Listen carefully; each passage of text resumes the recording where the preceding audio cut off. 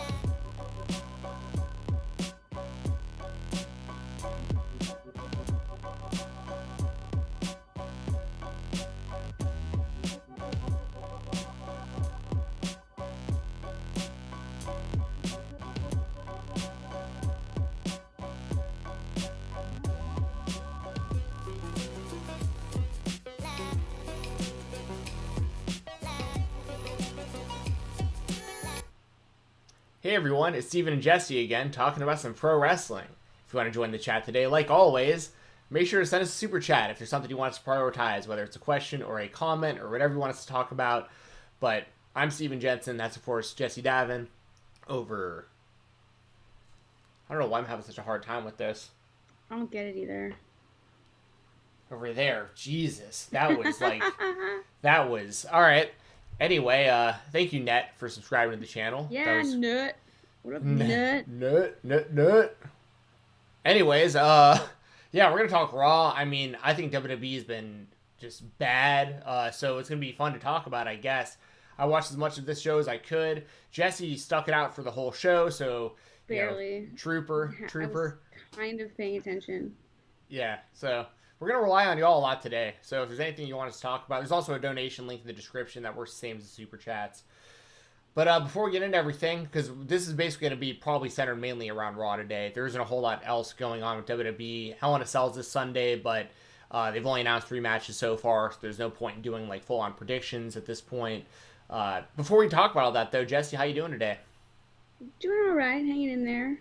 So, husband has the day off today, so he went to go get our daughter from school, so I don't know where the heck they are.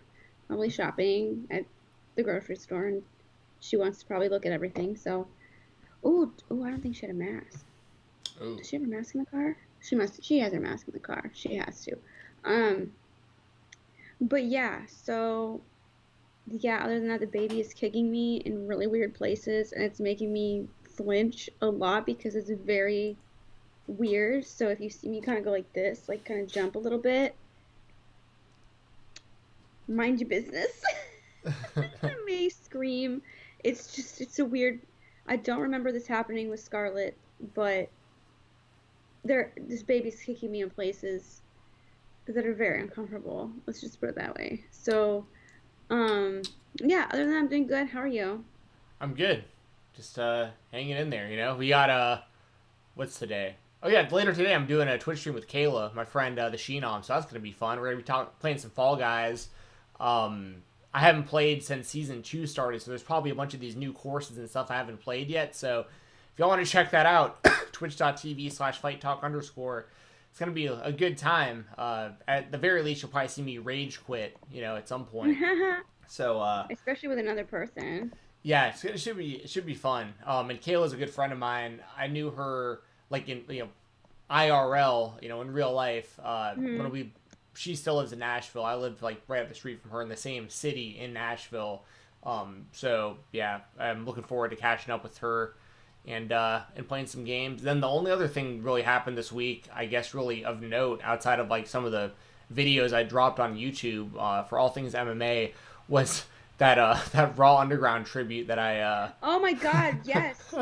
That was the greatest single tribute to Shane McMahon and Raw Underground that I've ever seen.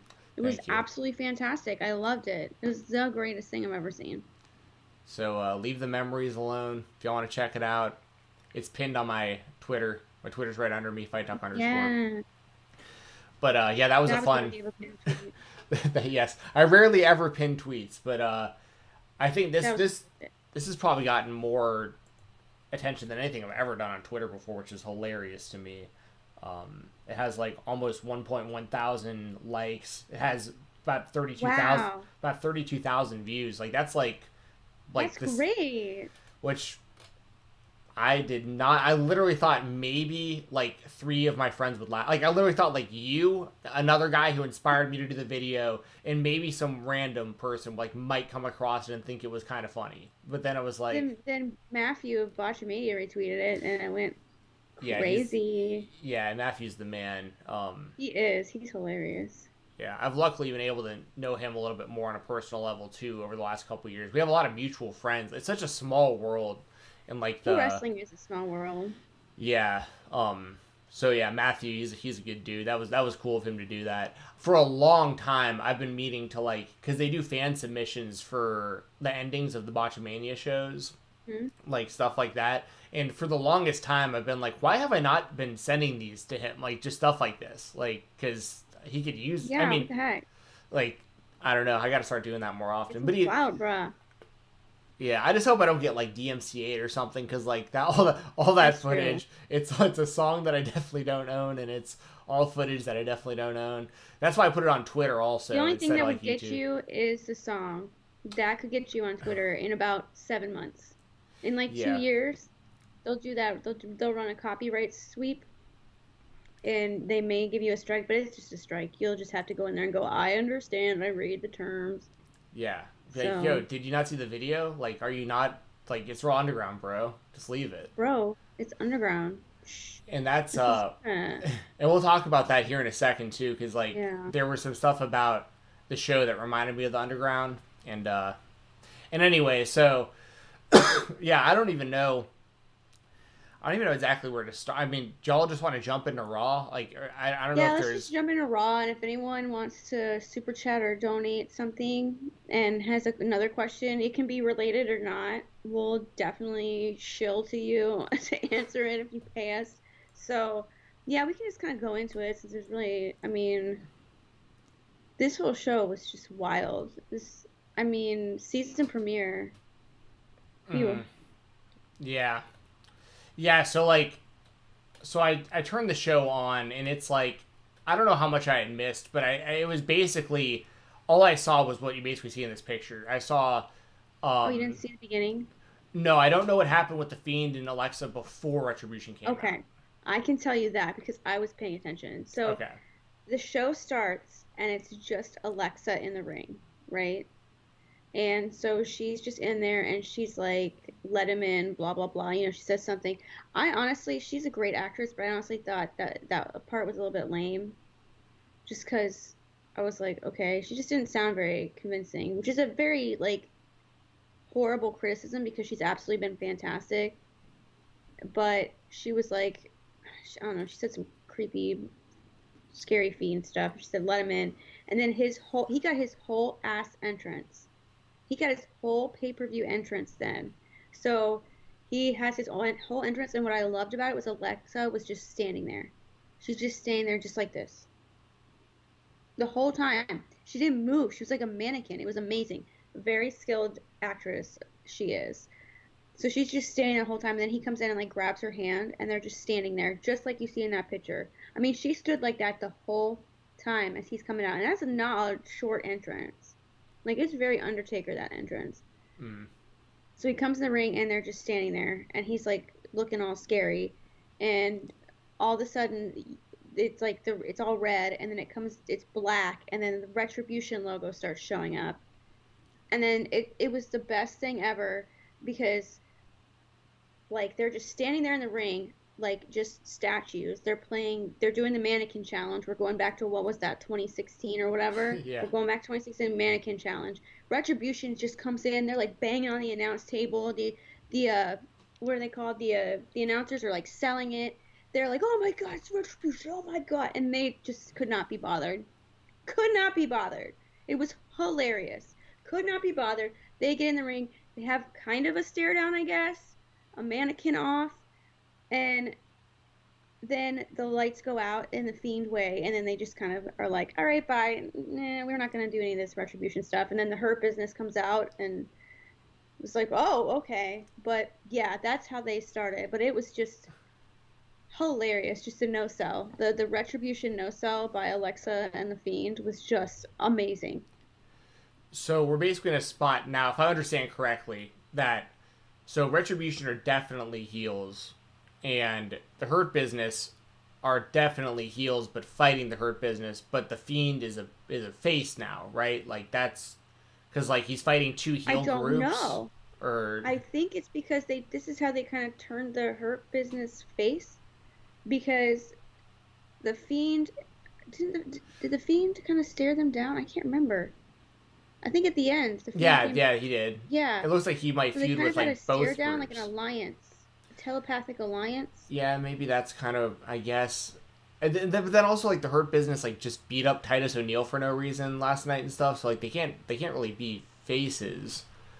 Like I don't know. I mean, not that it really necessarily matters, to be honest. Like I think the Hurt Business is actually a great group, but it's, I don't know. I guess I'm just really confused watching the show. I'm like, who am I supposed to be cheering for here? Like, am I supposed, like, is the Fiend this like? Because I haven't been watching SmackDown. I've just been, like, loosely paying attention. We're at a point right now where, like, the Fiend and Alexa Bliss are in, like, a romance, right? Like, that's clearly what's happening. Like, they're, like, together, like, romantically, at least to some degree. It looks like they're boyfriend and girlfriend, like, this weird relationship. Well, he later on in the show, he introduced her as the newest member of the Firefly Funhouse. So, I don't know if she's just been hypnotized and brainwashed. Right. And she's just being kind of held hostage mentally, and she'll snap out of it eventually. But I would say, I would think a Fiend would be asexual. Asexual? Oh, like no. He doesn't get it down with that, because I feel like for a Fiend, we're going to get deep here for no reason. I feel like a Fiend would see love and attraction as weakness, just kind of like he used it against Braun Strowman in the beginning as a weakness to hypnotize him and trick him. Yeah. So I don't know if he's using her in a romantic way per se, but more as just a pawn in his game. Interesting. Yeah, we'll see where all that goes. Dylan's wrestling stuff with a super chat. Dylan, you rule. Thank you so much. He says, I mentioned this in my Raw review. Check out his Raw reviews, by the way. He's on his YouTube channel. It says, how does that get Retribution over? Where is Ali? And his explanation, just give him a microphone. Well, they did let Ali explain during the show, which we are going to talk about. It was actually, that was good, I thought, personally. Yeah. A little late. Yeah. But it was supposed to happen last week. Was it supposed to happen last week? And it just didn't. It was advertised. It was like actually advertised. Yeah, like by the company that he was gonna, and just nothing happened. And how does that get Retribution over? Well, yeah, I mean that leads into the next thing. Thank you, Dylan. This is a great. Yes, thank you so much, Dylan.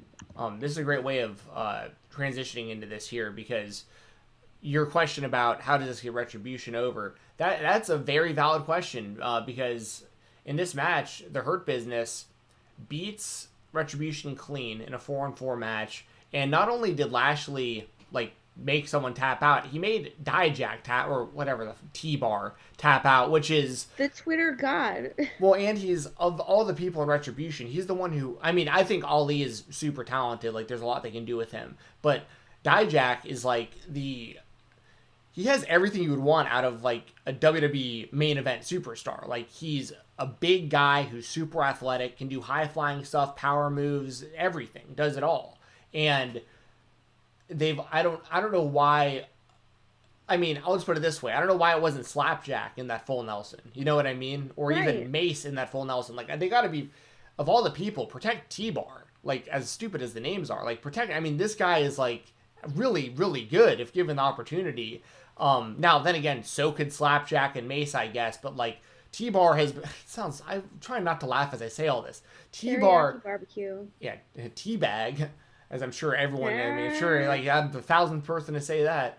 Like, I just don't, of all the people, like, in this group, why would you have him tap out? Like, he's supposed to be this, like, intimidating, he looked like the leader before Ali showed up. Like, sure did, didn't he? And, I mean, it's just, and this is their first, technically their second match. Their first match ended when, like, one punch was thrown from the outside, and the ref was like, right. The ref just like, it's over. Called it off for no reason.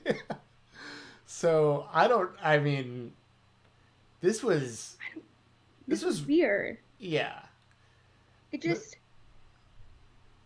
I felt weird. Sorry, I didn't mean to cut you off. No.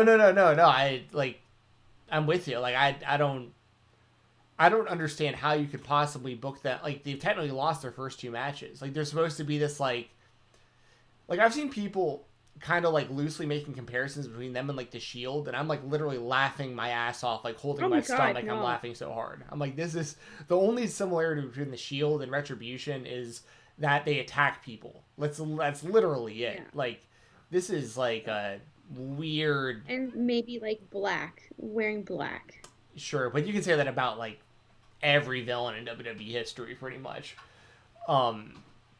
Yeah. I just don't understand.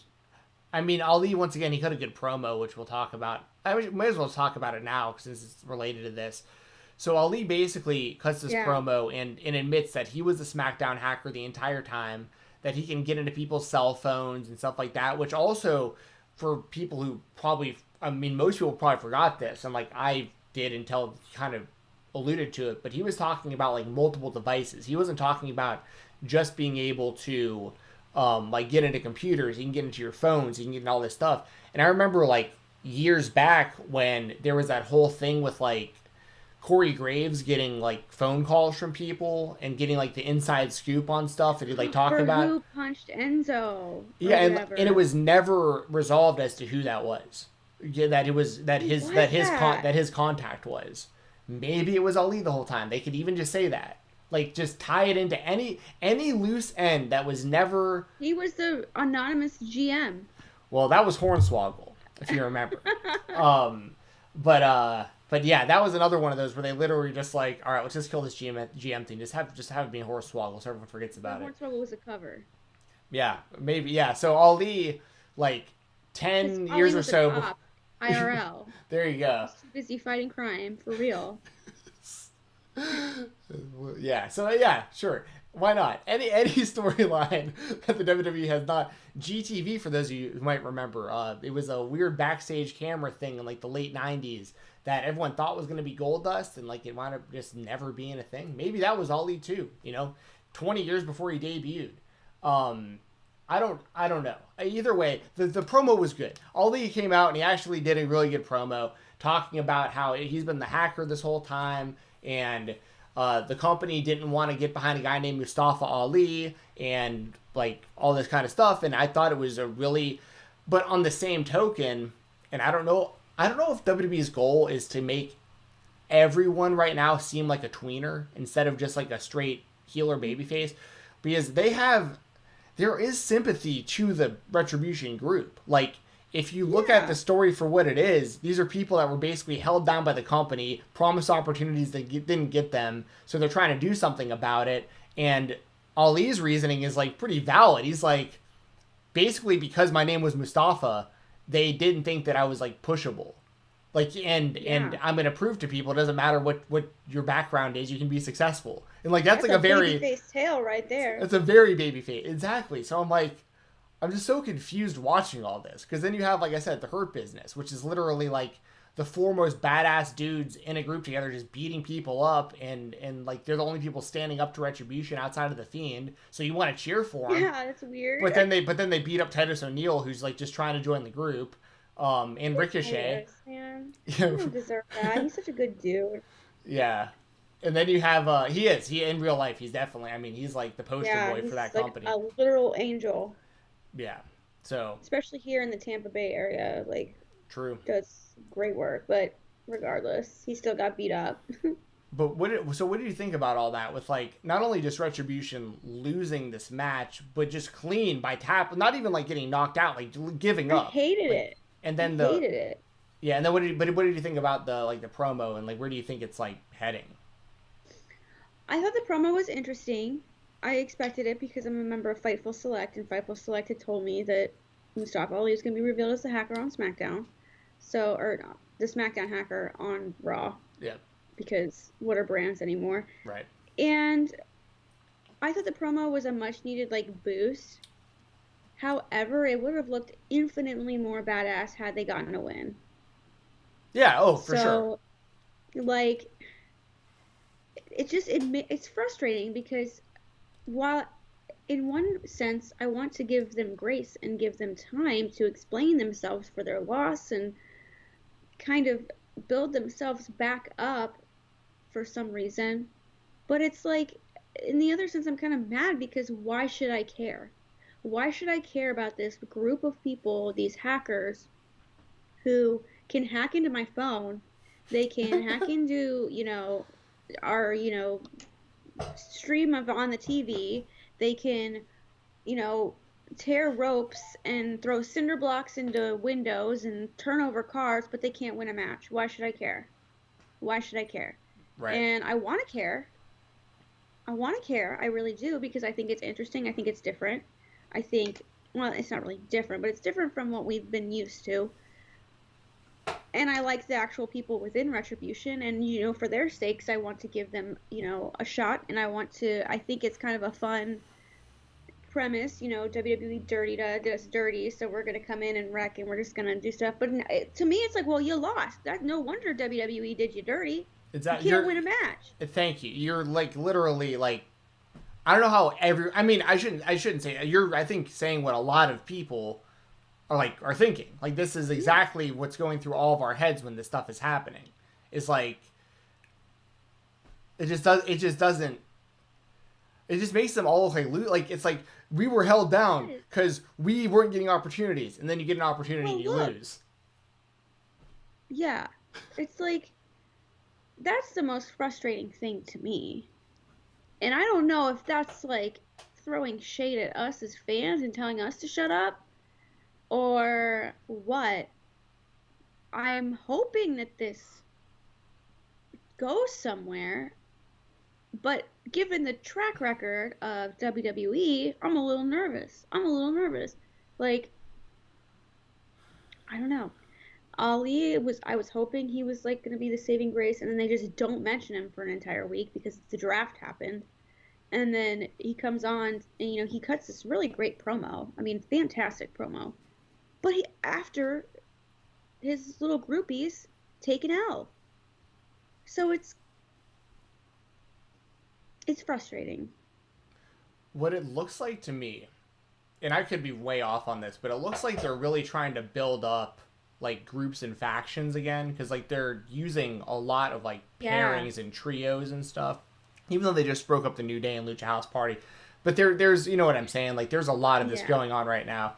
And even on NXT you have like the Undisputed Era and all that stuff, and like there's which I like factions and stuff, but I feel like if you're gonna do it, just like start going all the way with some of this stuff. Like you have the Hurt Business, all right. People can say what they want to about him personally. I know there's a lot of stuff going on, but he's a part of the show, and I have to treat him like everybody else. Matt Riddle's on Raw. He's got nothing to do. Put him in the Hurt Business. Take people, Riddick Moss and Arturo Huras from Raw Underground. Put them in the Hurt Business. They were kicking people's asses in the Underground. Like, put them in the Hurt Business. Like, start assembling a fucking army. Like, let's get, it's not just the four. Like, let's start putting in, let's get this to, 10 people of, legit badass. Because they have some legit badass fighters. And, Riddick Moss, he's not some, actual MMA superstar or anything like that. But the way they built him in the Underground was, this guy doesn't give a fuck. He just goes out there and throws down against anybody. Like, he went after Braun Strowman, 5 times in one night. It's like, okay, that's what I want to see. This guy's crazy. Throw him in there. He's willing to throw down. Maybe they'll do something with that. Maybe they'll transition kind of some of that Underground stuff into, because the Hurt Business tried to take over the Underground. Maybe they can make a story out of that where they while they were running the Underground, they got to know some of those guys, and they're going to bring them in as fighters for them, to help them out. I don't know. Do something. But you have, all these people on Raw with, no direction. And then you have the Hurt Business in, every segment, but they're switching between heels and baby faces each time. And the same kind of things going on with Retribution. I can only see Randy Orton versus Drew McIntyre so many times before I just don't care at all, which we're going to get to. So there's so much. There's a lot more to talk about. And Dylan, I saw another super chat from you. Thank you very much. Thank you. My daughter just got home, so she was showing me something cool. Yeah. I'm so sorry. No, you're good. I saw it. That's awesome. But I can read it. Yeah, go for it. Okay, thank you so much, Dylan. Again, we super duper appreciate it, more than you could ever realize. So thank you. It says Retribution can be added to the list of failures in WWE history. Completely dead. Seems like they've got one foot in the ground for sure. I don't know who can revive them. I'm hoping Ali can, perform some expert CPR and bring Retribution back from the dead. But yeah, it's not looking good, Dylan. Yeah, I'm with you. I don't, because they're gonna have to make some significant changes to how this is all working for me to care at all at this point with Retribution. Because like you're saying, okay, so we just saw that group of 4 cannot beat the Hurt, I can't say cannot, but has not been able to beat the Hurt Business. First time they tried, got DQ'd because they needed a cheat to try to win. Second time, just straight up tap out. Okay, so does this mean that some of these Retribution members are going to be replaced with, better people who can win matches? Or is this, or is this just supposed to be to where, okay, well, the Hurt Business is just so badass as a group, maybe Retribution, their next match, they just smoke, 4 mid-card guys or something? I don't know. Or do you have Ali go out there, and as much as I like Ali, I'm real interested to see him work as a singles wrestler as a heel. Because, most of what makes him entertaining is his cool moves, and he's not going to be doing that as a heel. So, That's true. And I think he's capable of pulling it off. I think he's very, very talented. But we haven't seen it yet. We don't know. We don't. So, yeah, I don't know. And I'll say this: I have not been impressed at all by Mace or Slapjack. I'm just going to be honest. I don't. I think Dijak is great, but if I didn't know of him beforehand, I'd feel the same way about him. You know what I mean? If I didn't know, if I hadn't seen him in the Indies, I would not.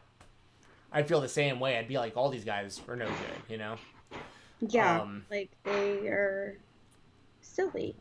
Yeah. Oh, and somebody mentioned it here too. Dabba-Kato. Put Dabba-Kato in the Hurt Business. Same scenario.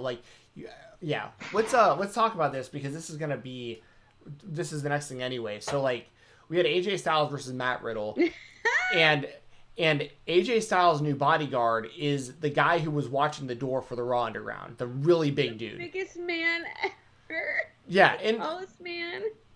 I'll say a few things about this guy. One, if he can wrestle at all, push the fuck out of him. Like he's huge. Like this is the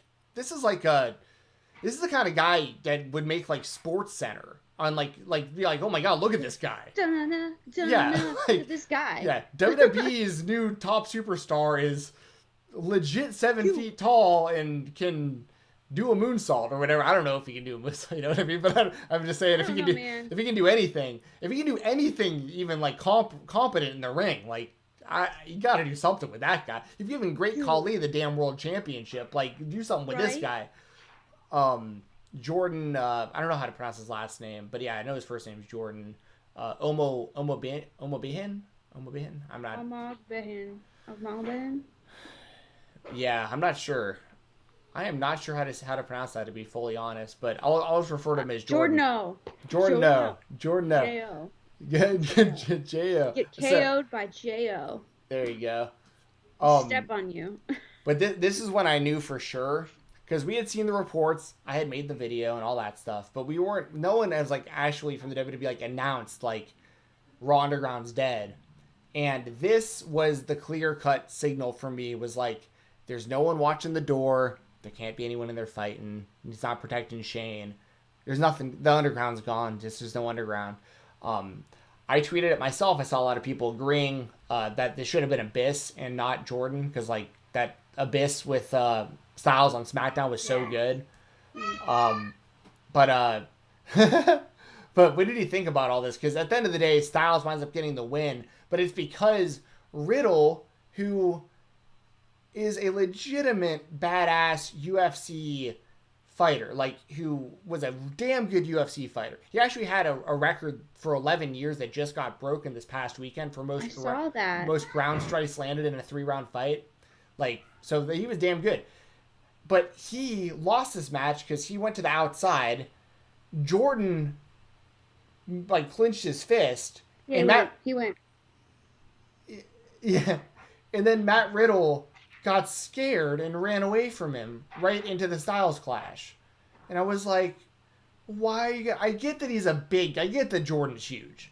But like, couldn't that have been anyone but Matt Riddle? Like, why? I don't even see Matt Riddle running scared from people when he's a fucking UFC alum. Like, he shouldn't be afraid of anybody. He should be calling out Brock Lesnar. Like, running away from people. So anyway, what do you think about this match, and what do you think about Jordan being the bodyguard for AJ Styles? The match was alright. I was just laughing at how little AJ Styles looked, like just next to this behemoth. Like it just looked hilarious.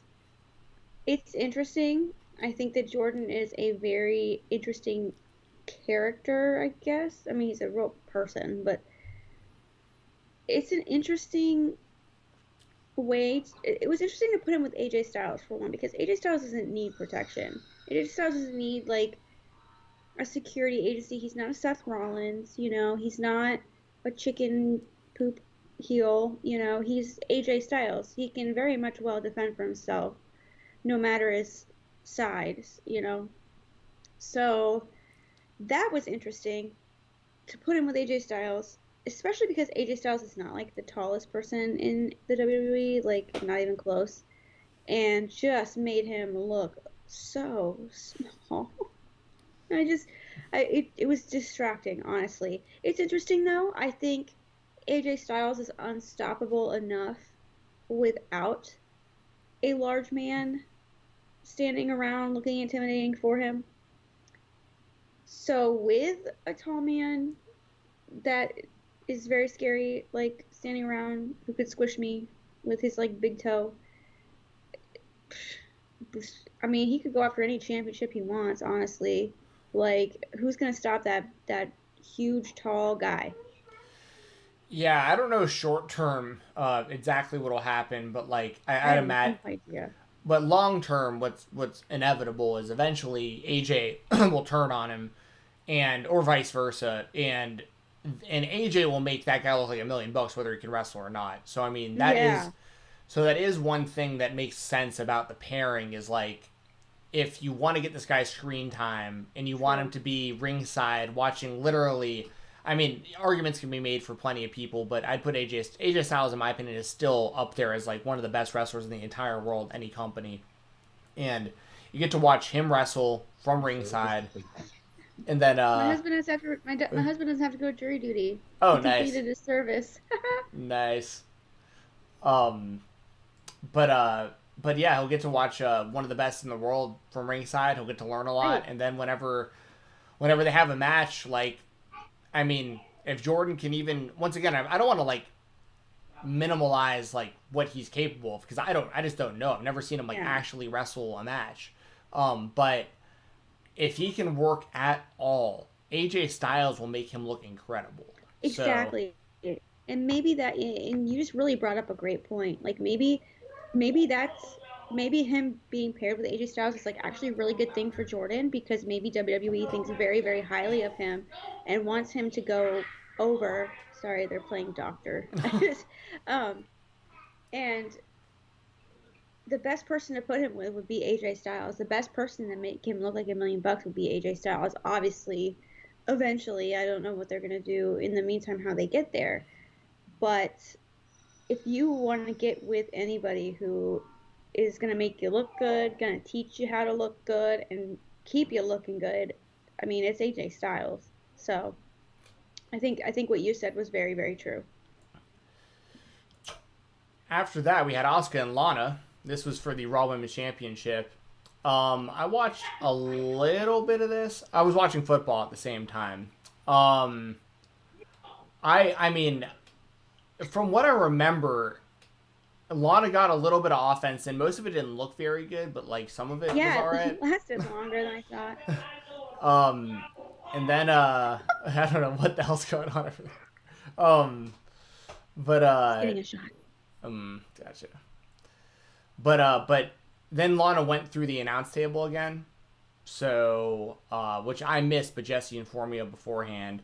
I think that's hilarious. I love the idea of her just going through the table every week. Like that's actually really funny to me. But I don't want to see Lana with the women's championship at all. So like I'm totally cool with Asuka retaining here. But yeah, any thoughts on this match or anything about this?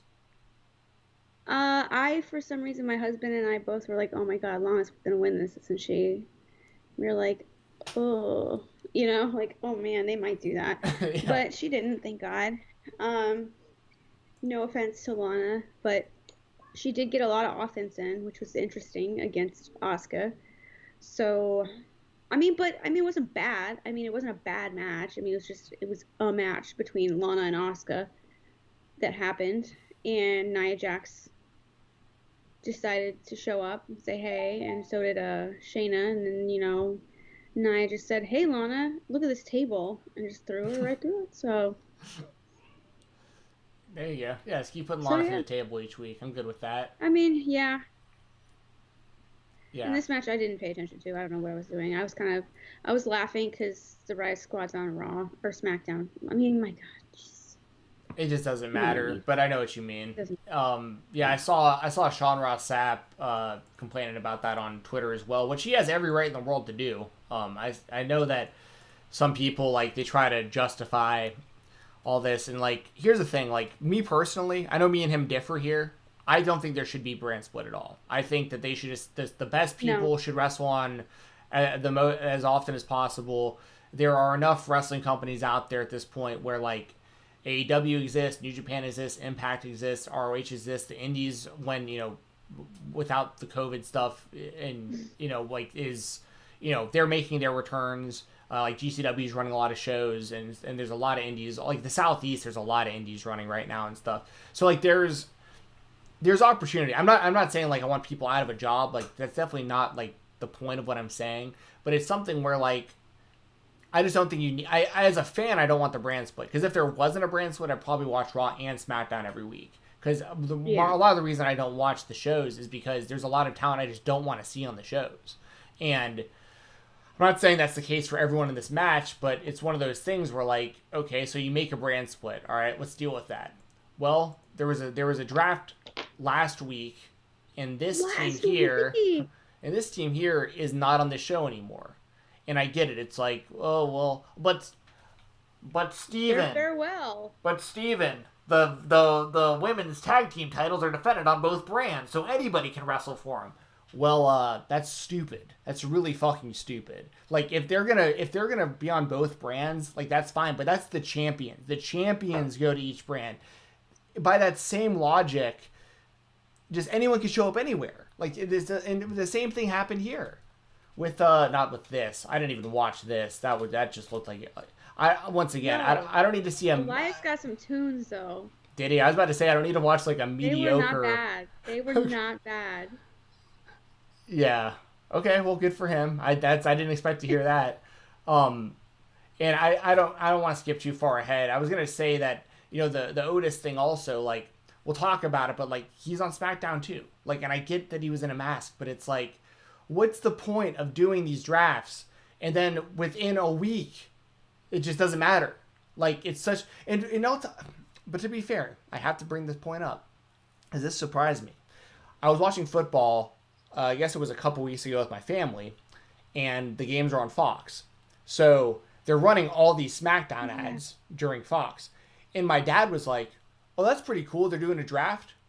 Like, that sounds pretty interesting. And like, my dad doesn't care about the WWE at all. And I was like, oh, there it is. Like, I bet you they pop that rating once a year for both the shows, because the not even casual, the non-wrestling fans get hyped up about it because they like the idea of the draft. Like, they're not even wrestling fans, and they're tuning in for the draft, and that's how they're popping these ratings. The draft ends, they stop caring, and then we're left as the hardcore fans to sit there and try to make sense of all the stuff that just doesn't make any sense after the draft. So, Man. Yep. Dylan with another super chat, killing it, man. Thank you, Dylan. Yeah, Jess, you want to take that one as well? Yes. If this this women's fatal four-way showed you anything, it's that the Raw women's division is effing horrendous. Well, it didn't look good last night. Certainly looked a little strange. I guess the tag division is definitely strange, especially when they put Peyton Royce with Lacey Evans. Yeah, because that was why? bad. That was bad. Like, yeah, that made no sense. I don't think the women are horrendous or anything, but I think that the booking, and I don't know if they know what exactly to do with the women at this point.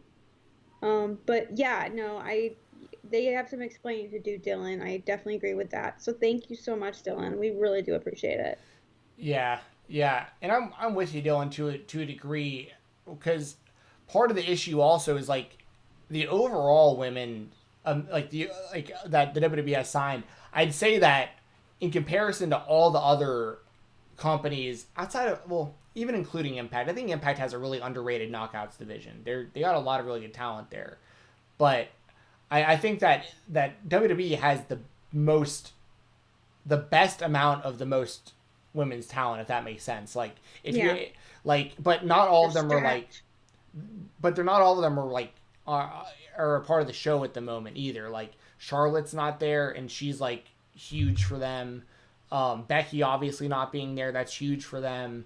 I mean, I'll straight up say it, like, I don't care at all, and this is gonna sound harsh, about this entire part of this match. Nothing about it. I like Shayna Baszler a lot. I'm glad they're doing something with her.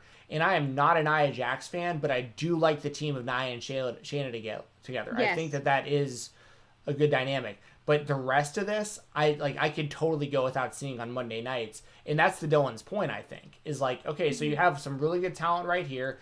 This is my personal opinion. People can sit here and say that everyone else here is incredible, and that I'm not going to argue or fight you over it. Like, it's totally opinion.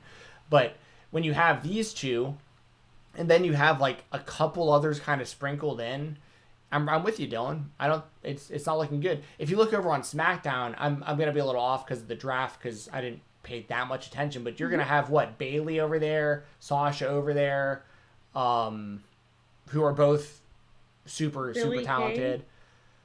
Okay, yeah, that's not.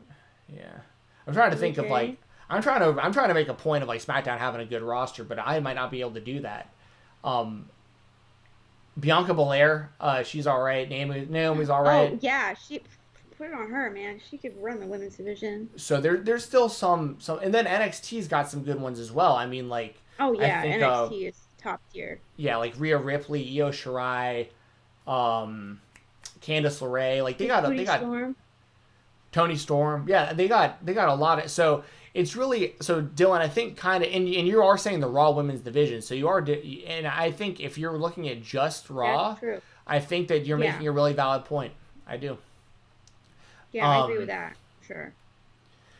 After that, we had Jeff Hardy crashing Elias's concert. So you were saying that mainly an Elias concert. He sang 2 songs. I saw a bunch of pyro. I had it muted, but I saw you got a lot of pyro. So I'm assuming what happened here, based on the picture, is Elias was like about to like either go into his 3rd song or had just finished, and then Hardy came out and hit him with a guitar. So this is what happened. So Elias has 2 songs, and he's done. So he hands his guitar to a stagehand that's hooded and looks suspicious, but hey, stagehand, whatever. So, stagehand goes to put the guitar away, and Elias is like, kind of like, yeah, good job, band. We did it. Yes, work. And, they like, he's walking back, and he kind of turns around, and he goes, you know what? He walks up to somebody, he goes, you know what? I think we're going to do one more song. And he's like, where's my guitar? And all of a sudden, you hear, like, shredding. And the guy who was handed the guitar is shredding on the guitar. And we all know Jeff Hardy can play guitar. And so the guy turns around, takes off his hood and his mask, and it's Jeff Hardy. And he whacks him with the guitar, as seen there in that picture. And, yeah, he said some words. And then, his music hit, and that was that. But, yeah, Elias, low-key, good tunes. They were actually not bad. They were pretty basic, I would say, as far as, like, I don't even know what genre it was in, like, bluesy, alternative, not even alternative, that's an insult to folky, country. I get poppy. it. Like, it was good basic music. It was not bad. He's It basically really wasn't. He's basically playing, from what you just described. Stop it. He's probably playing like Basic chords. 80s sounding guitar with like somewhat of a country style singing to it. It's probably about how it sounds. Country and blues. Yeah, Country and blues with it a little was- bit of rock and roll. It reminded me of like an unplugged sesh. Ooh, so we're gonna compare this to Nirvana Right. now. Okay, so I don't know. I didn't hear it. I don't know. What I will say is I think that Elias, he's super dedicated, because I remember him talking in interviews years ago about how he had to teach himself how to play guitar for the character. Like, he didn't even know how to play dang. guitar. Yeah. Which, That's so, impressive. Sucktacular Guitar's noise. fun. That's the genre. That's funny. I know. Well, see, the thing to me of what made Elias a funny character, or even a character like worth watching to me at first, was because he was so mediocre.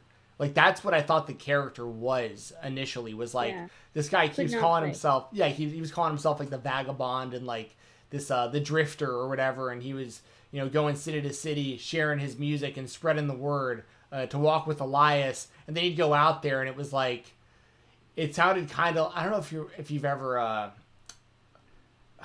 there's like these old videos, it'd be like so-and-so shreds, and it'd be like, Yes.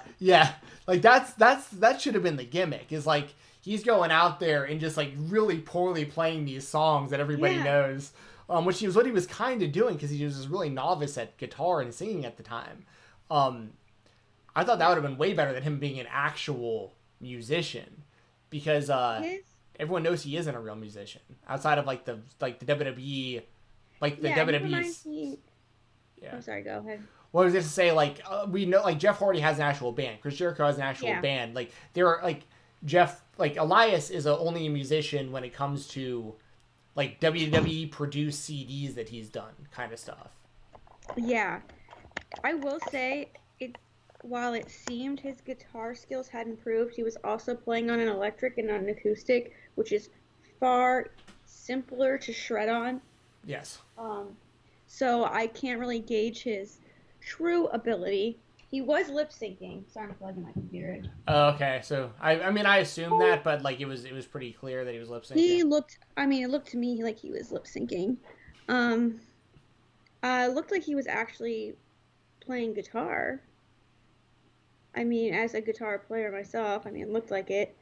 But yeah, you're right. He reminds me of just the bro that lifts weights, who's super buff, like at the gym, and he's like, "Yeah, man, I play guitar," but on this, like, just on his nights off, just smokes weed and plays guitar, like brings it to parties, can shred a little bit, you know, he can hit some of them cool little riffs and kind of do some solos and look cool. Brings it to the party, only knows Wonderwall. Yeah, exactly. He's like, "Yeah, man," you know, he wants to be that guy. He doesn't remind me of like a Jeff Hardy or like, because like I feel like the real musicians don't make their gimmick that they're a musician, I guess. But yeah, I guess historically speaking, most, because even like the Jeff Jarrett, like back in the day, like it turned out that he was, like, the whole storyline was he was lip syncing and actually was the Road Dogg singing for him the entire time and stuff. Yeah. I'm just trying to think throughout history, like, actual, yeah, you're right. I don't think that any actual, like, legitimate musician outside of WWE has ever, like, done the gimmick. I think Jericho has his like whole song, that's his entrance, but he doesn't really. He's not sitting there playing guitar and singing it. He just walks out to it. You know what I mean? Yeah. It's interesting. He's not like promoting Judas or promoting Fozzy on TV. Not anymore. Yeah. Back in the day, he used to do this whole thing where he would say that the lead singer of Fozzy was this guy Mongoose McQueen that looked and sounded exactly like him, because he was trying to keep the cover that Chris Jericho wasn't the lead singer of Fozzy, but Mongoose McQueen was. I used to think that was really funny. Yeah. See, even then, he didn't want it to get out. Yeah. So that's good stuff. Yep. I missed this match, unfortunately. You were saying it was good. I mean, I would imagine it was probably pretty good. The two of these guys have wrestled each other about 1 trillion times. How did this one go? And I did see that Big E was on the... Yeah, Big E was full nip, full titties out there, big nipping. So he was definitely shirtless in the Thunderdome, which, you know, something I would get banned for. But it was definitely sad because the New Day just is not the same. So that whole thing was really sad. But yeah, Kofi absolutely looked great in this match. Him and Sheamus looked good. It was it's one of those matches you put it together and you go, okay, yeah, this is gonna be good. And it was. It wasn't anything like particularly special. It was good. It was good. I was distracted by Big E. I miss him, but it was good. And for what it looks like he just got him clean with Trouble in Paradise. So yeah. I mean, which also, like, I don't hate Sheamus. I don't want it to come off like I'm some like giant Sheamus hater, but like I don't like need to see him anymore either. Like, I feel like he's done what he's done to WWE. Like, he's had a really good career. Like, he still could be a part of the show, but I also, like, they got so much talent, like, that they have signed where, like, I'd really like to see just kind of some newer people in there. But I mean, I guess kind of the same could be said about Kofi, but Kofi's like wrestling at a really high level and had like that great title reign and everything. I know. So once again, this is they both are definitely good enough to be on the show. I don't want it to sound, but it's like I want some new stuff. Like, give me some new people. Yeah. That can win, not new people like Retribution that go out there and lose their first matches. Then you had El Gran Gordo, who was obviously Otis, who is also on the SmackDown roster, along with Tucker. defeating the Miz and Morrison. How was this match, and how did this one end? I literally only paid attention in the beginning. This is like when I start fading off of Raw. Like, I have things to do. It does not keep my attention ever. But Otis being El Gran Gordo was hilarious to me. Could not stop laughing. The Miz could not stop laughing. Morrison could not stop laughing. It was funny. Like, every time Miz didn't have the microphone, he was just like turning away, like laughing because it was so funny. This was weird, but I thought it was hilarious. It made me laugh a lot, and I was thankful. And seeing him wrestle in that mask was really funny. And yeah, I was there. I mean, I don't understand where they're going with this. I really don't. I get it, like, he's got the money in the bank, they're taking him to court or whatever, but it's, like, such a mess. Well, yeah. It's such a mess. Because you have, like, what I'm thinking about is, like, okay, so he has the money in the bank, like you just said. So, this guy, like, that we're seeing right here, right now, doing this, is supposed to be a credible challenger to either Drew McIntyre or Roman Reigns. Oh, Jesus Christ. Like, this is not good for Otis at all. like what are they? Well, they said he's gonna cash it in on the tag titles. Oh, is he? Okay, so even dumber. Why would you do that? Hold on. Like, logically speaking, if you're Otis, why would you do that? Because he rubbed himself with a ham after this. He rubbed himself down with a ham because Mandy came back. Okay. So we are talking about a professional wrestling show, by the way. Mandy rose and gave him a celebratory victory ham, and he rubbed it, proceeded to use it to moisturize his torso and his thorax, and he did a dance, and then they faded out. Yeah. Wow. That's about. I literally don't remember the wrestling. I remember he did the caterpillar thing. Oh, well, that's par for the course, though. He can't go out there and not do the. Vince will not let him go out there and not do the caterpillar. So that's part of it. That's why he's getting this entire push. Is because Vince saw him do that and he was like, "Oh my god, this is some good shit." But he can't even do that. My God, how does he do that? Yeah. He's not supposed to be able to do that. Exactly. Jordan Lasseter, he was popular at the time with the Money in the Bank. No, I agree. Like, here's the thing. I actually like Otis. Otis. I'm just saying. I have a shirt. Yeah, you do. I don't, but you definitely do. Yeah, I definitely do. You definitely do. I think I was even saying this when he was in NXT. I was saying this guy's going to be a bigger singles wrestler. Dude, I gotta find these old tweets where when Heavy Machinery got brought up with like Ricochet and I think it was maybe EC3, they brought up like a handful of NXT people at the same time a couple years ago. Lacey Evans. Mm-hmm. And somebody had asked who is gonna like have the best career out of all these people, and almost everyone was saying EC3. And I said Heavy Machinery, more particular Otis. Because I could see that he's literally, like, because, Vince will look at that once he sees a guy who looks like him, but knows he can also do the comedy stuff, but also is, like, so Otis is strong as fuck. Like, he's legitimately incredibly strong. He lifts weights. Yes. And so I think he's almost like he's almost like a small version of Vader to me, which is Braun Strowman. Yeah, kind of. Yeah. I mean, yeah, that's fair as well. Like, I'm not against Otis getting a push. Like, that's not it at all. It's that he wins the briefcase, and like now this is where we're at with him with the briefcase. It's not even a briefcase anymore. It's a lunchbox. Right, a lunchbox. Jesus. So yeah, I mean, that's just the thing. Fat shaming. Well, but like, I mean, the point you brought up though about like him using it for the tag titles, like, I mean, it's a little more understandable if his character is going to be doing these kind of things and like he winds up cash. But even then, like, why? That just makes Otis look so dumb. Like, you had a shot at the world title. You'd have a shot at tag team titles anyways. Like that, everyone gets shots at the tag team titles. Like that's not hard to achieve in the WWE. It's like they just have not look at Shayna Baszler and Nia Jax with the women's division. They just had nothing else to do. They're like, hey, tag team titles. Like, I mean, there's why would you waste it on the tag team titles? Is what I'm getting at. And even then, like, I mean, if you feel like you're in over your head going for the world title, go for the IC or US title or something. Do something.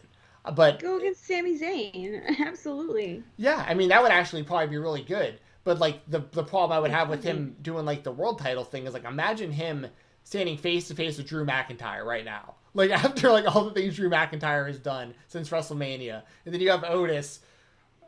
Oh, let's get it, Tucky. Let's do it. You know, it's just like, oh god, doing the caterpillar, and Drew just kicks his head off. No. I think Otis would make him laugh, and he would feel bad, and he'd give him a sympathy win. That's the worst idea I've ever heard in my life. I think. Did you just say that you think that Drew McIntyre would just let Otis beat him because he feels bad for him? Yes, he just lay in the ring. Oh and my just god, you are too cute. That is worse than the finger. Rub your hand. That is worse than the finger poke of doom. Your hand all over you and celebrate. Otis could stuff the ham on Drew McIntyre's face and just make him collapse. You could do 1, 2, 3. Rum ham, like Always Sunny, and rub it into his pores. Yes. Get him intoxicated. Get him suspended. Wellness policy violation. Oof. that was. The sad thing is there was somebody. Who was it? Somebody like got canned from the WWE. Oh, I remember who it was now. Yeah, I won't bring that up. But somebody lost their job in the WWE not that long ago because they were like wrestling drunk. Oh yeah, I remember that. But anyway, we have. Oh yeah, this was wow. So we have Braun Strowman and Keith Lee. I figured going into this match there'd just be no winner. Like it'd be like McIntyre comes out and kicks them both, or some Retribution. You always have the out with them just attacking people. The Fiend, same thing. You basically have the Fiend and Retribution doing the same gimmick. And not the same gimmick, but the same, like, the lights go out and they disappear and reappear and all that stuff. My head went away. Yeah. But anyway, Strowman winds up winning this. What winds up happening is Keith Lee has him between his legs, like he's going to go for, like, his spirit bomb or something. And Braun Strowman just lifts his head up, and the back of his head, crashes up against the balls of Braun Strowman, the balls of Keith Lee. And as Keith Lee is holding his junk, Braun Strowman gives him a big boot. And that's it. Big boot, 1, 2, 3. And then after the match, Keith Lee kicks Strowman in the dick really hard. So that's the feud. The two biggest guys they've got who can work. That's it. I love Jamie's tweet. He's like, I'm watching two grown men grab their balls moaning at each other. Yeah, right. That's accurate. Oh god, what was this? It was so sad. Like, Keith Lee is so good. Like, he's so good. Like, Braun Strowman, I don't think is very good, but like he's in a position where like he's established. He's always going to be a credible person because of his size and the things he can do well. Mm-hmm. But I think he's very limited. You have a guy like Keith Lee who is limitless, and this is it. And so what I'm going to guess is we're going to see this at Hell in a Cell, and I don't really ball for ball. Oh, ball for a ball match. Oh, that's a great idea. See, that was the exact opposite of your idea of the finger poke of doom for Tucky or for Otis. This is that 500 IQ fucking big brain booking right here. So yeah, ball for a ball match. I like it. Ball for ball. Imagine how big those balls are. We got a super chat Oh from my Dylan. God. Thank you, Dylan. I just spit everywhere. I was salivating thinking about it. Ugh. Oh my God. Thank you, Dylan. Thank you for your super chat. Keith Lee, I'm sorry, Dylan says, Keith Lee just lost to an injured and absolutely irrelevant Braun Strowman. His main roster run has been a complete failure. Was this a part of the great creative plan they had for him? Man, thank you again, Dylan. But it's been like, ever since they changed his music, it's like, oh boy. Oh boy, that's where we're going from here. I mean, I don't know. I hope that, I don't know. I have faith they will know what to do with Keith Lee, but they're just kind of pussyfooting around, waiting for this Randy Orton Drew McIntyre feud to kind of end. Yeah. I think. That's how it seems. Yeah. But thank you so much, Dylan. Yeah, Dylan, thank you again, man. You rule.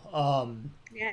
I mean, I'm with you, man. I think you're on the money again. Like, they put Keith Lee over Randy Orton, like, right away, right? Isn't that what they did? Like, they had him come out and, like, beat him. Like, it was nothing at that last pay-per-view. I think Drew McIntyre interviewed. Oh, yeah. Well, Drew McIntyre kept interfering. Yeah, I can't remember. Well, let me know in the chat. I feel like Keith Lee just straight up beat Randy Orton clean on, like, a big show, like, right when he came in. But either way, Yeah. since then, it's been pretty much nothing. It's been really badly booked. It's like you bring the guy in and you make it seem like, okay, here's the next world title challenger. Like, he just won the NXT title. They took it off him super fast so they could, like, mainline him to the Raw or SmackDown. And yeah, this is like, so at the end of the day, you had Keith Lee be the one to beat Adam Cole, the longest running NXT champion of all time. You have Keith Lee end that title reign just to take the belt off of him and do this. Payback. Yeah. Just to do this. Like, what's the point? Why didn't you just leave him in NXT to have a world title run? Like, it just doesn't make any sense. Like, if the plan was Keith Lee and Randy Orton whenever Randy Orton beats Drew McIntyre for the belt this Sunday, if that's what happens, or even if Drew McIntyre retains, regardless, if Keith Lee is going to wind up being the next challenger, why did you do any of this? Like, even with the NXT title, have him lose this weekend or this Wednesday or whatever, and then bring him up and have him wrestle for the title. Like, you didn't need to have him come up, beat Orton, and then just look like everyone else until a title opportunity is there. It's so bonehead to me. And then you also have Matt Riddle there, who has a history with Keith Lee. Once again, there's a lot of stuff Matt Riddle outside the ring going on right now, but at the same, it's running its legal course. We're gonna see what happens there, but they're still using him on the show. So if they're using him on the show, like, him and Keith Lee have history. They can be tag teaming, they can be wrestling each other. There's just so much missed opportunity all over the show. It's like it's so crazy to me. And like Braun Strowman, how many times are you gonna try, y'all? Like, how many times? Like, this guy he just isn't that good. Let's just be honest. He's very large. He does a couple things well. But is this really the guy that they want as like I mean, Roman tapped him out on SmackDown. Like, I don't. Yeah, and I like Roman. Roman should be winning those matches, but it's like, I don't need to see Strowman as the champion. I need to see him in the title picture. There's other guys that can do this that just have way more talent, in my opinion. But it just is what it is. I just don't get it. And then speaking of things I don't get, and I really don't, because I only saw the very, very end of this. So I guess Randy Orton cut a promo inside of a Hell in a Cell. What I had seen was Drew McIntyre come out, cut the chain, get into the cell, and then the show ended. That's all I saw, was him get in and the show ending. So I am assuming this was WWE's way of being like, because they used to do it back in the day, back during like the Monday Night Wars, like the end of Nitro, often for WCW would be, or with WWF Raw as well, the ending would often be some sort of brawl, and then like somebody walking down the entrance ramp, and it was like, you gotta tune in next week to see what wound up happening. Because like there was AEW does that a lot too. Yeah, kind of. But this is like, oh yeah, I guess they kind of do. But the difference back then with with WCW and stuff was like there wasn't really like a huge internet presence, and like you had to wait until the next Monday, or you had to buy the pay-per-view to find out what happened. With this, it's literally like the show ends. Like, hey guys, remember we have a pay-per-view? Yeah, like, is that really going to incentivize anybody? Like, who watched that? And I apologize in advance if you're one of these people and you're listening, but who watched that and was like, oh man, he got it. I can't wait. I wasn't going to get the pay-per-view until I saw him get into the cage just then. And now, because I don't know what happened, like, I got to buy the pay-per-view. Like, who bought the pay-per-view based off that? What was the point? No one, because they have a network now, so they don't have to build it. Well, the network numbers suck too. Like no one's using that either. So, I mean, they're bad. I think they have like 1 million subscribers. Like that's not good. That's not good. It might be lower than that. I mean, I can actually try to find it real quick. Let's see. Yo, you've got to be kidding me. In the U.S. I do not know. Let's see. I'm gonna try to find a subscriber count here. Oh God, that's bad, man. When was this from? This was from this year, from July of this year. WWE announced that. Well, let's pull it up. WWE announced the network had 1.69 million subscribers at the end of the second quarter of 2020. Number was up about 6%. So that's at least something, I guess, that you can be proud of, I guess. But this is not a good amount of there's way more than 1.7 million wrestling fans out there. Like, Raw had 1.8. Watch them. Yeah, and this is only $10 a month. That's the thing too. It's like it's not like this is.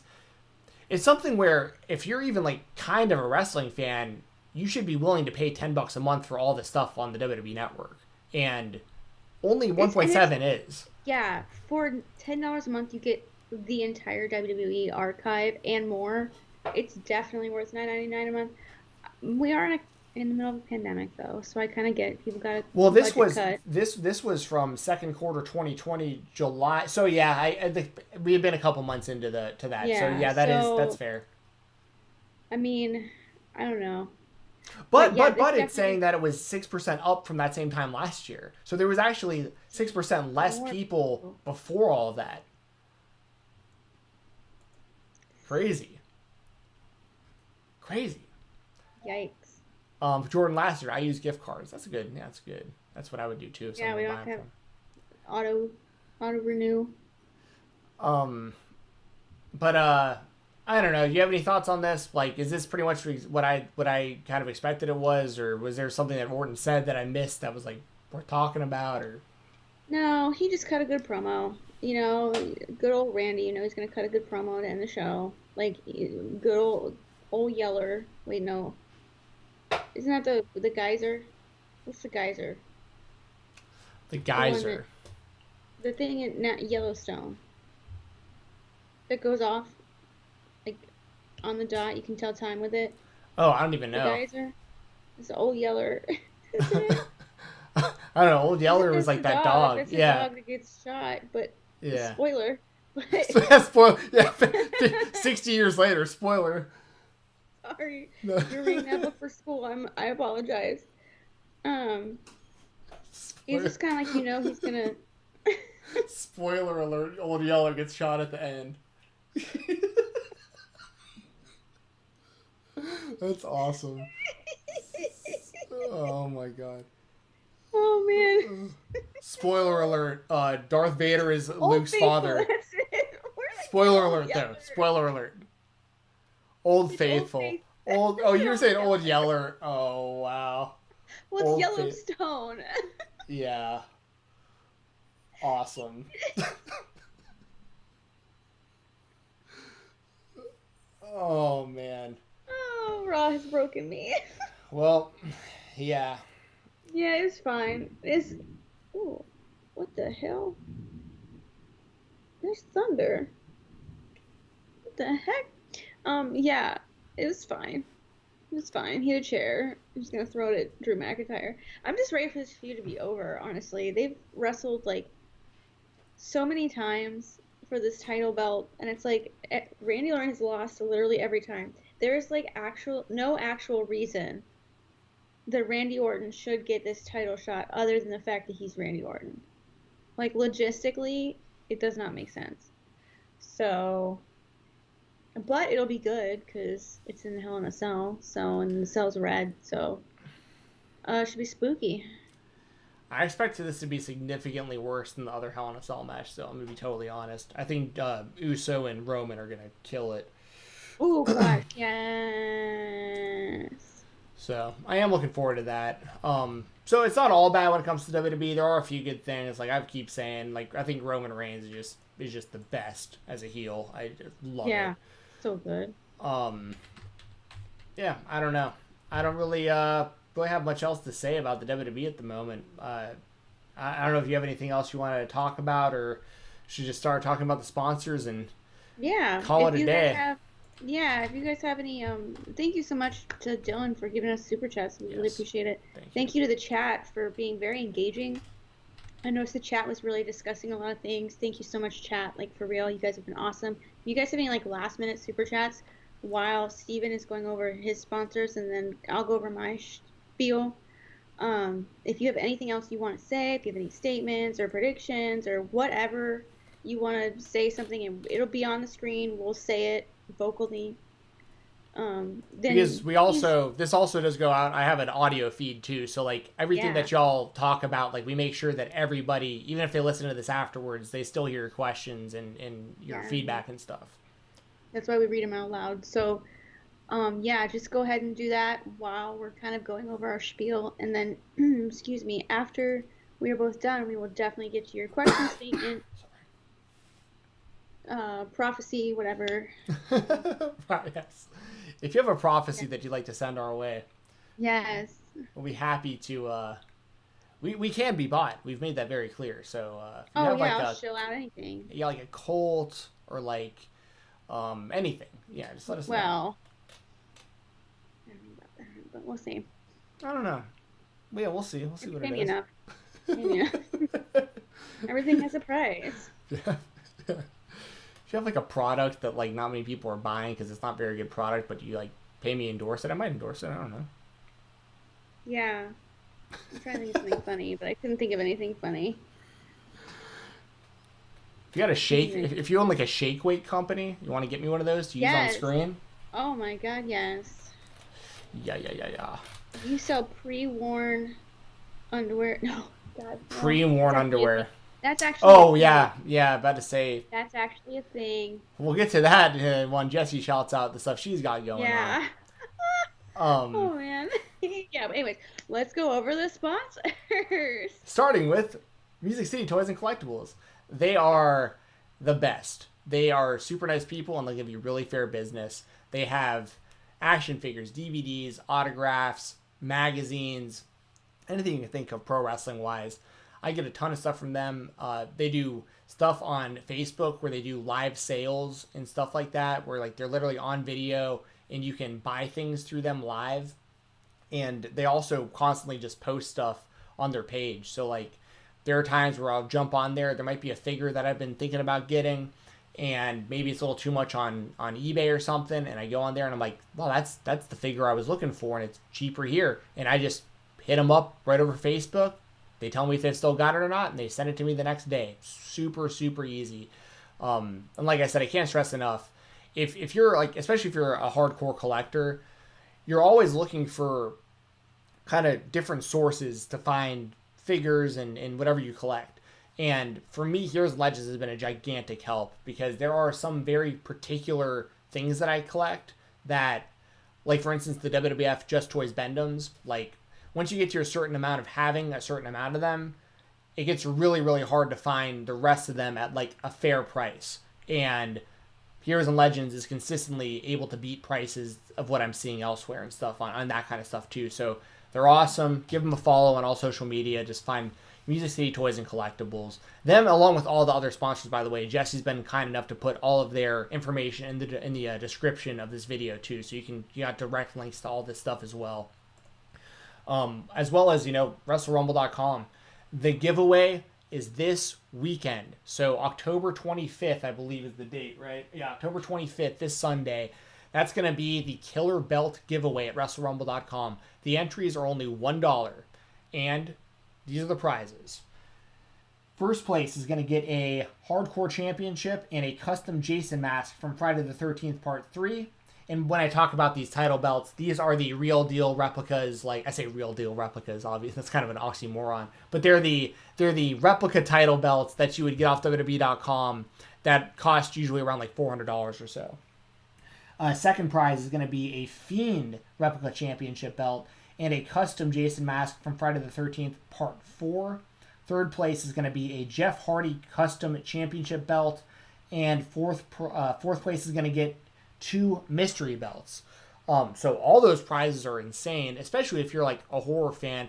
I'm not really into like the Friday the 13th and stuff, but I'll tell you what, if I win, I'll not only get a belt, which I'll definitely keep, I'll probably find someone to give that mask away to too. So like there's a lot of really cool prizes and hypothetically speaking, for $4 total, you can get all of that. Like there's going to be 4 names that they read off of a random generator. Excuse me. And shout out to Solo Monster, because he's the one who actually reads these out live. After Hell in a Cell, he'll be doing his review show live on YouTube. And during his show is when they do the drawing for these prizes. And it's legitimate. You see it right there on the screen. All the names right there. He hits a button. It randomly generates a name. Totally fair. And yeah, for $1, go for it. I'm definitely throwing some bucks their way for sure. $1. And also, last but never least, my brother Brian Jensen is a sponsor of this show. He is part owner of Steel Boxing and Athletics out of Atlanta, Georgia, a small boxing gym out of here. He works with nonprofit Parkinson's foundations. He can help you in a wide variety of ways, whether you're learning how to throw hands, get in better shape, you want to box at an amateur or professional level. You know, he corners boxers as well. Even if you have like Parkinson's symptoms or any kind of neurological issue, Brian's 1,000,000% certified and all that kind of stuff. And he can help you, whether it's in person at his physical gym, at your business, out in a park, at your home, wherever it is, he'll meet you and he'll help you reach your goals. If you're not in the Atlanta, Georgia area, he'll help you online. He does Zoom calls and that kind of stuff as well. Just follow him on Instagram. Just follow him at BoxingATL. That's BoxingATL. Shoot him a message. And like all of our sponsors, if you let any of them know that me and Jesse sent you their way, I promise you get a really, really good deal on whatever you're looking to do. You can always follow me on Twitter at FightTalk_. That's FIGHTTALK_. I've got, later tonight, I'll be playing some Fall Guys on Twitch with my friend Kayla, a.k.a. the Sheenom. So that's going to be a lot of fun. I'll be on my channel, she'll be on her channel, and we're setting it up to where you'll be able to hear us talking to each other, like, while we're playing and stuff, so it's going to be really fun. And I haven't played Season 2 yet, so I'm not going to, like, know a lot There's seasons? Yeah, there's a second season that started, and I think there's, like, new maps and stuff. So, like, I'm going to be... I'm going in blind. I haven't even downloaded the new stuff yet. So we're going to be playing on Twitch. It's the same as my Twitter handle at FightTalk_. Tomorrow we should be recording another episode of Another Round MMA for the Sobros Network, previewing the upcoming UFC 254 card. That's this Saturday. In preparation for that as well, if you're an MMA fan, if you go on All Things MMA on YouTube, I had a video recently released for Justin Gaethje, who's fighting in that main event, and also Nick Diaz, who announced he's going to be returning next year. One of my favorite fighters ever. So once again, that's at All Things MMA. You can catch me on the Fightful Select Weekender every weekend. This Saturday, I'll be doing the Fightful post show for Impact Bound for Glory. Me and Sean Ross Sapp will be live on YouTube right after the show. So check that out. I've got I'm interviewing Danny Adams, independent wrestler. That should be going out on Friday. So there's a lot going on this week. Just stay tuned on my Twitter. I try to put links up when I do new stuff. So that's all I've got. Jesse, get you pulled up here. There you go. Yes, so the best way to catch me is on Twitter, at Jesse the Buckeye. I just changed my profile picture. What's going on? My daughter just came in here. And obviously the best way to, the best way to support me directly is my OnlyFans, onlyfans.com/Jesse the Buckeye. I don't have a public Instagram. I don't have a public Facebook. I just have the Twitter. And the best way to DM me is through OnlyFans. I answer every day, usually with like a voice. I answer with my voice because I don't really like to type. And it's a lot of fun. I got some cool new content I'm working on over there. So go check it out. It would really mean a lot to me. And obviously, if that's not your thing, I get it. It's kind of a different kind of thing. Then please do subscribe to the YouTube channel. This is the best way to be notified when we go live and we're talking about stuff. We love when people are in the chat. We appreciate you guys so much. We love when you engage with us. It really does make for a better live stream for us. So the best way to get more people in is to like the video. Like the video, give it a thumbs up, subscribe. It really does help us out in the algorithm, the lovely, lovely algorithm, who we appreciate so very much. So sweet to us. And yeah, so basically add Jesse the Buckeye for everything. Jesse Devin here on YouTube. And that's it. Yeah, leave a like if you liked the video. Subscribe, all that good stuff. I have one question for you real quick, because I've never actually asked this before. I see people do this instead of putting their actual, like, the link to their... I don't know. I didn't want to get in trouble. I didn't know what the... Is that what that is? It's like a you can get in trouble thing? I never understood that. I don't know. But I see it too, and so I'm like, I am not even going to try. Yeah. So, I'm wondering, because I feel like I've heard things about having like direct links in your description might somehow like almost shadow you from like other people seeing your tweets as often. Like I've heard just like rumors about that kind of stuff before, where like there's some sort of algorithm there where like you might show on people's like home less often if you have direct links in your... I don't know if that's true or not, but I figured I don't know, but I just didn't want to mess with it. Yeah, good call. But I did make a separate email, so smart. Yeah, because yeah, I gotcha. Cool. Well, we don't know when we're going to be back next. It might be a Thursday or Friday show. It might not be until early next week. We're really not sure yet. It's really going to depend on if there are more interesting things announced for Hell in a Cell, because as of right now they've only have 3 matches announced, and if AEW Dynamite's really good, which, it's been a good show consistently, there's a chance we might be on here reviewing that kind of stuff. But regardless, that's why it's so important that you make sure you're subscribed to the channel and following us on Twitter, because we're always making sure to put links out there, even if it's within... Sometimes we literally put a link up like a few minutes before we go live. Like we really don't even know 100%. Yeah. So that's all I've got. Hope you all have a good one. That's all I've got.